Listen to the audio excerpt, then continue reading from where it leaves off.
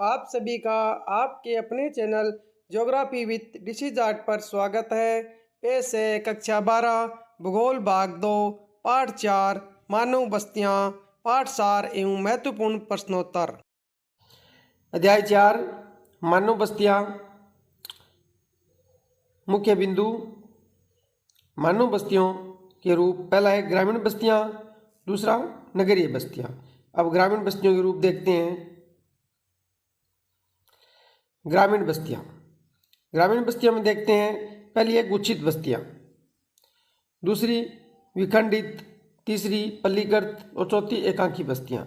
ये बस्तियों के जो रूप हैं, ये बस्तियों के घनत्व के आधार पर, बसावट के आधार पर ये रूप बनाए गए हैं। अब गुच्छित बस्तियां कहाँ पाई जाती है? ये जलोढ़ मैदानों में उत्तरी पूर्वी राज्यों में पाई जाती है।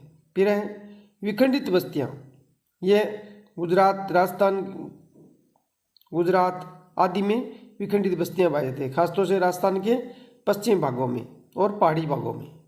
फिर है पल्ली बस्तियां, ये निम्न गंगा मैदान, हिमालय की निम्न घाटियों में पल्ली बस्तियां पाई जाती हैं। फिर है एकांकी बस्ती मेघालय में और हिमाचल में पाई जाती है।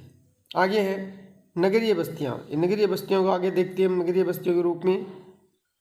आगे नगरीय बस्तियां, पहला है प्रशासनिक नगर, दूसरा औद्योगिक, तीसरा व्यापारिक, खनन नगर, गैरीसन नगर, धार्मिक नगर, शैक्षिक नगर और पर्यटन नगर। अब प्रशासनिक नगर का उदाहरण है दिल्ली, चंडीगढ़। राजधानी नगर प्रशासनिक नगर। औद्योगिक नगर, जहाँ उद्योग स्थापित हैं, जैसे मुंबई, भिलाई, राउरकेला आदि। व्यापारिक नगर, व्यापार के केंद्र कोलकाता, सतना। खनन नगर, जहाँ खनन होता है, रानीगंज, झरिया। गैरीसन नगर, छावनियाँ जहाँ हैं, छावनी नगर, अम्बाला, जालंधर। धार्मिक नगर, धर्म के रूप में प्रसिद्ध, मथुरा, अजमेर, काशी। शैक्षिक नगर, अलीगढ़, इलाहाबाद, कोटा। पर्यटन नगर, पर्यटकों को आकर्षित करने वाले नैनीताल, शिमला, मसूरी। पाठ सार। किसी भी आकार एवं प्रकार के घरों का समूह है जिसमें मनुष्य रहते हैं, मानव बस्तियां कहलाती हैं। ये कुछ घरों के समूह से लेकर एक बड़ा महानगरीय शहर तक कुछ भी हो सकता है। कुछ बस्तियां अपेक्षाकृत छोटी होती है, इसमें कृषि अथवा प्राथमिक क्रियाकलापों की प्रधानता होती है। इस प्रकार की बस्ती को गांव कहा जाता है। ये ग्रामीण बस्तियां कहलाती हैं। जिन मानव बस्तियों में द्वितीय और तृतीय क्रियाकलापों की अधिकता होती है, उन बस्तियों को नगरीय बस्ती कहा जाता है। ग्रामीण बस्तियां मुख्यतः 4 प्रकार की होती हैं: गुच्छित, अर्धगुच्छित, पल्लीकृत और एकांकी। गुच्छित अथवा संकुचित या आकेंद्रित बस्तियों में मकान एक मार्ग के किनारे आपस में एक दूसरे से सटे हुए तथा संकुलित रूप में निर्मित होते हैं। इस प्रकार की बस्तियां उपजाऊ मैदानों में व उत्तरी पूर्वी राज्यों में पाई जाती हैं। अर्धगुच्छित अथवा विखंडित बस्तियां छोटे छोटे झुंडों में गुच्छित रूप में पाई जाती है। इस प्रकार की बस्तियों में पूरा गांव घरों के छोटे छोटे समूहों में गुच्छित होता है। ये जातीय और सामाजिक किसी भी कारण से हो सकता है। एकांकी बस्ती प्रारूप: सुदूर जंगल में एकांकी झोंपड़ी अथवा कुछ झोंपड़ियों की पल्ली के रूप में पहाड़ी डालों पर खेतों अथवा चरागाहों के रूप में देखी जा सकती है। भारत में नगरों का इतिहास प्राचीन काल का ही है। सिंधु घाटी सभ्यता के नगर हड़प्पा, मोहनजोदड़ो इसके उदाहरण हैं। पाटलिपुत्र, प्रयाग, मदुरई भारत में प्राचीन नगरों के प्रमुख उदाहरण हैं। भारत में हैदराबाद, जयपुर, आगरा, नागपुर प्रमुख किला नगर है। ये मध्यकालीन नगरों के उदाहरण हैं। सूरत, गोवा, पांडिचेरी भारत में अंग्रेजों द्वारा विकसित आधुनिक नगरों के उदाहरण हैं। सन 2011 की जनगणना के अनुसार भारत में नगरीकरण का स्तर 31.16% हो गया है, जो 2001 में 28% था। भारत में 1 लाख से अधिक जनसंख्या वाले नगर को प्रथम वर्ग का नगर, 10 लाख से 50 लाख जनसंख्या वाले नगर को महानगर तथा 50 लाख से अधिक जनसंख्या वाले नगर को मेगा नगर कहा जाता है। भारतीय नगरों को उनके विकास के विशिष्ट गुणों के आधार पर 3 वर्गों में रखा जाता है। प्राचीन नगर पाटलिपुत्र, पटना, नालंदा। मध्यकालीन नगर जयपुर, आगरा, हैदराबाद। आधुनिक नगर चंडीगढ़, गांधीनगर। भारत में 60% नगरीय जनसंख्या प्रथम श्रेणी के नगरों में निवास करती है। 1,64,00,000 जनसंख्या के साथ जमशेदपुर, भिलाई औद्योगिक नगरों के उदाहरण हैं। औद्योगिक नगरों के उदाहरण भिलाई, जमशेदपुर। कांदला, विशाखापट्टनम, मुगलसराय प्रमुख परिवहन नगर हैं। रानीगंज और डिगबोई प्रमुख खनन नगर हैं। रानीगंज और डिगबोई प्रमुख खनन नगर हैं। गैरीसन नगर को छावनी नगर भी कहा जाता है। अंबाला, जालंधर ऐसे नगरों के प्रमुख उदाहरण हैं। कुछ पुराने नगरों तथा महानगरों के चारों ओर नगरों का विकास हुआ, जिन्हें अनुषंगी नगर कहा जाता है।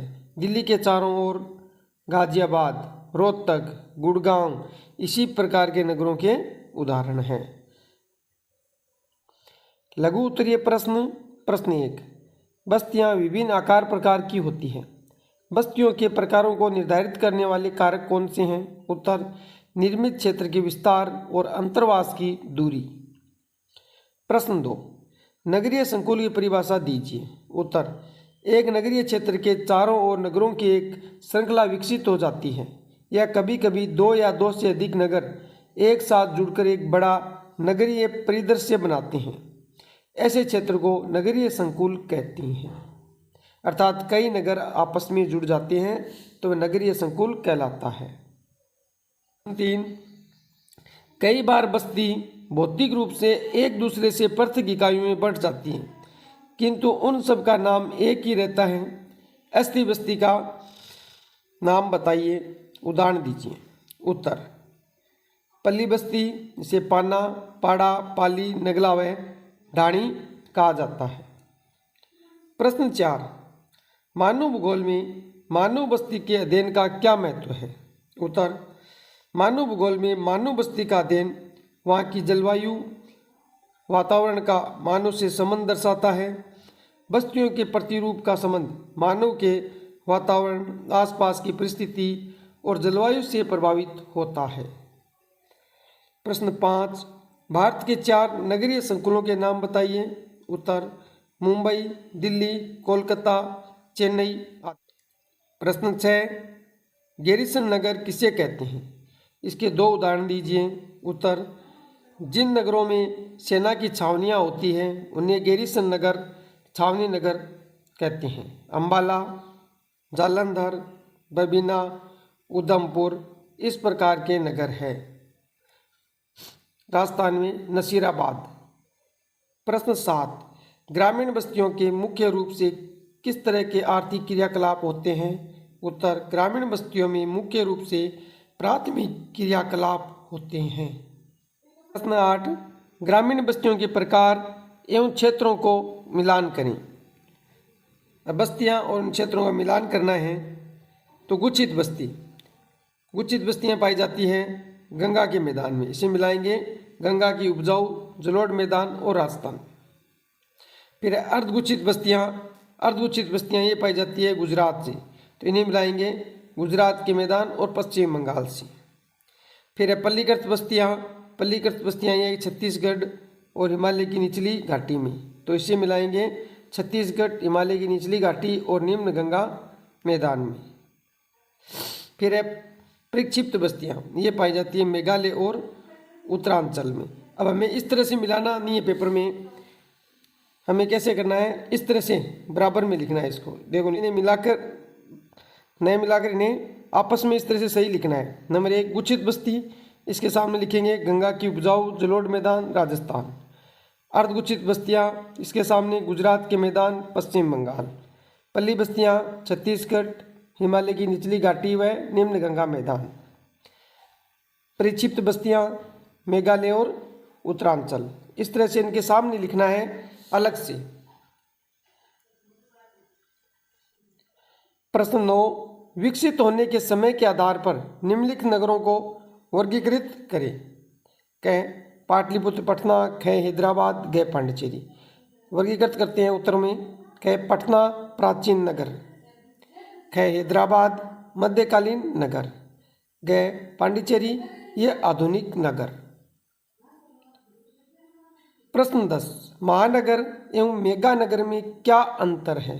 उत्तर, 10 लाख से 50 लाख की जनसंख्या वाले नगरों को महानगर तथा 50 लाख से अधिक जनसंख्या वाले नगरों को मेगा नगर कहते हैं। प्रश्न 11, भारत में प्रथम श्रेणी के नगरों की संख्या कितनी है? उत्तर, 423।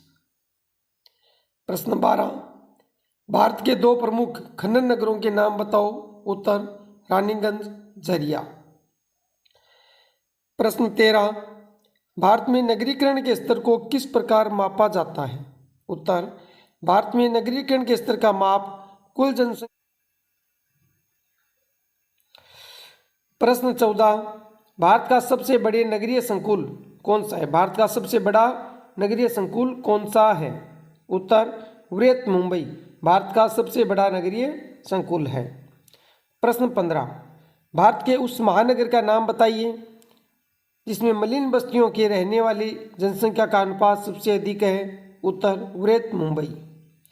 प्रश्न 16, भारत के उपजाऊ जलोढ़ मैदानों तथा राजस्थान में किस प्रकार की बस्तियां पाई जाती हैं? उत्तर, उपजाऊ जलोढ़ मैदानों में गुच्छित बस्तियां पाई जाती हैं, राजस्थान में अर्धगुच्छित बस्तियां। प्रश्न 17, भौतिक रूप से एक दूसरे से पृथक अनेक इकाइयों में बंटी बस्ती जिसका नाम एक ही होता है क्या कहते हैं? उत्तर, पूर्वा, पल्ली आदि नामों से इसे जाना जाता है। प्रश्न 18, सड़क, रेल लाइन, नदी, नहर आदि के किनारों पर ग्रामीण बस्तियां का कौन सा प्रतिरूप विकसित होता है? उत्तर, रेखीय प्रतिरूप। प्रश्न 19, भारत में नगरों की किस वर्ग में नगरीय जनसंख्या का उच्चता प्रतिशत है? उत्तर, प्रथम वर्ग, प्रथम श्रेणी के नगरों में 60% जनसंख्या निवास करती है। प्रश्न 20, मानव बस्ती का अर्थ बताइए। उत्तर, किसी भी प्रकार और आकार के घरों का संकुल जिसमें मनुष्य रहते हैं मानव बस्ती कहते हैं। प्रश्न 21, भारत की ग्रामीण बस्ती एवं नगरीय बस्ती में आधारभूत अंतर स्पष्ट करें, कोई 3। उत्तर, भारत की ग्रामीण एवं नगरीय बस्ती में 3 आधारभूत अंतर निम्नलिखित हैं। ग्रामीण बस्ती, यहाँ के लोग अपने जीवन यापन के लिए अधिकतर प्राथमिक क्रियाकलापों पर निर्भर करते हैं जैसे कृषि, पशुपालन आदि। 2, ग्रामीण बस्तियों में उत्पादित सब्जी, फल, फूल, अनाज आदि जैसे उत्पाद नगरीय बस्तियों की आवश्यकताओं की पूर्ति करते हैं। 3, ग्रामीण लोग एक स्थान छोड़कर दूसरे स्थान पर जाकर बसने के बारे में कम सोचते हैं, अतः इनमें सामाजिक संबंध प्रगाढ़ होते हैं। ग्रामीण बस्तियों के निवासियों में क्षेत्रीय गतिशीलता कम होती है। आगे नगरीय बस्ती। नगरीय बस्ती 1, नगरीय बस्तियों में द्वितीय एवं तृतीय तथा विभिन्न प्रकार की सेवाओं की प्रधानता होती है। 2, नगरीय बस्तियों के विनिर्माण उद्योग के उत्पाद ग्रामीण बस्तियों में जाते हैं, परिवहन एवं संचार माध्यम के जरिए यह कार्य संपन्न होता है। 3, शहरों में क्षेत्रीय गतिशीलता अधिक पाई जाती है, अर्थात लोग एक जगह से दूसरी जगह जाकर बस जाते हैं। 4, इनमें सामाजिक संबंधों में औपचारिकता अधिक होती है। प्रश्न 23, कोई नगर नगरीय संकुल कब बन जाता है? उत्तर, कोई नगर नगरीय संकुल बन जाता है जब इसमें किसी एक का समावेश होता है। पहला है नगर एवं उसमें संलग्न विस्तार। 2, विस्तार सहित या बिना विस्तार के 2 या अधिक नगर मिल जाते हैं। 3, एक नगर या उससे सटे हुए या एक से अधिक नगर और उनसे नगरों के क्रमिक विस्तार जैसे रेलवे कॉलोनी, विश्वविद्यालय परिसर, पतन क्षेत्र, सैनिक छावनी को मिलाकर नगरीय संकुल बन जाता है। प्रश्न 24, पल्ली बस्तियां क्या है? भारत के किन 2 क्षेत्रों के नाम बताइए जहां इस प्रकार की बस्तियां पाई जाती हैं? उत्तर, वे बस्तियां जो किसी बड़े गांव से अलग छोटे छोटे समूहों में बस जाती है लेकिन वे उसी बड़े गांव का ही हिस्सा होती हैं। उन्हें अलग अलग जगहों में अलग अलग नामों से पुकारा जाता है, जैसे पल्ली, नगला, ढाणी, पूर्वा आदि। ये बस्तियां छत्तीसगढ़ और हिमालय की निचली घाटियों में अधिक पाई जाती है। 25 भारत में ग्रामीण बस्तियों के विभिन्न प्रकारों के लिए उत्तरदायी किन्हीं 3 भौतिक कारकों को स्पष्ट कीजिए। या बस्तियों के प्रकार या निर्मित क्षेत्र के विस्तार द्वारा निर्धारित होते हैं। फिर भी अनेक क्षेत्र ऐसे हैं जहां अन्य प्रकार की ग्रामीण बस्तियां पाई जाती है। इन बस्तियों के प्रकारों के लिए उत्तरदायी भौतिक कारकों का वर्णन करना है। उत्तर भारत में ग्रामीण बस्तियों के विभिन्न प्रकारों के लिए उत्तरदायी भौतिक कारक निम्नलिखित है। पहला है उच्चावच की प्रकृति। मानव अपने निवास हेतु ऊंचे क्षेत्रों को बाढ़ व जंगली जानवरों से सुरक्षित रहने के लिए चुना। 2 जल की उपलब्धता। कृषि व अपने ग्रामीण बस्तियां जल स्रोतों के निकट बसती हैं। 3 उर्वरक मृदा। मनुष्य बसने के लिए उस जगह का चुनाव करता है जहाँ की मृदा कृषि के लिए उपयुक्त व उपजाऊ हो। 4 जलवायु। मानव अपने निवास हेतु अनुकूल जलवायु में रहना पसंद करता है। चौथा है जलवायु। मानव अपने निवास हेतु अनुकूल जलवायु में रहना पसंद करते हैं। 26 भारत में आधुनिक नगरों में से कई नगर अंग्रेजी शासन में विकसित हुए। इस कथन को प्रमाणित कीजिए। उत्तर यह सच है कि भारत में आधुनिक नगरों में से कई नगर अंग्रेजी शासन में विकसित हुए। पहला कारण क्या था? व्यापार के उद्देश्य से तटीय क्षेत्रों में नगरों का विकास किया गया। 2 कंटोनमेंट कैंप नगरों का विकास हुआ, जैसे जीटीबी नगर। 3 विश्राम स्थलों को विकसित किया गया तथा पर्वतीय नगरों का विकास किया गया। 4 मुंबई, चेन्नई व कोलकाता से प्रमुख नोडों पर अंग्रेजों ने अपनी पकड़ मजबूत की तथा उन्हें विकसित किया। प्रश्न 27 ग्रामीण बस्तियों के विपरीत नगरीय बस्तियां सामान्यतः सहत और विशाल आकार की होती है। कथन का स्पष्टीकरण उचित तर्क द्वारा कीजिए। उत्तर ग्रामीण बस्तियों के विपरीत नगरीय बस्तियां सामान्यतः सहत और विशाल आकार की होती है, क्योंकि 1 नगरीय बस्तियां अनेक प्रकार के आकर्षी, आर्थिक व प्रशासकीय कार्यों में संलग्न होती है। 2 नगर अपने चारों ओर के क्षेत्रों से प्रकार्यात्मक रूप से जुड़ा हुआ होता है। 3 वस्तुओं व सेवाओं के विनिमय के कारण नगर मंडी, शहरों व नगरों की श्रृंखला से जुड़ते रहते हैं, इसलिए नगर सहत और विशाल आकार के होते हैं। वीडियो पूरा देखने के लिए धन्यवाद। वीडियो को लाइक करें, शेयर करें और चैनल सब्सक्राइब नहीं किया है तो चैनल को सब्सक्राइब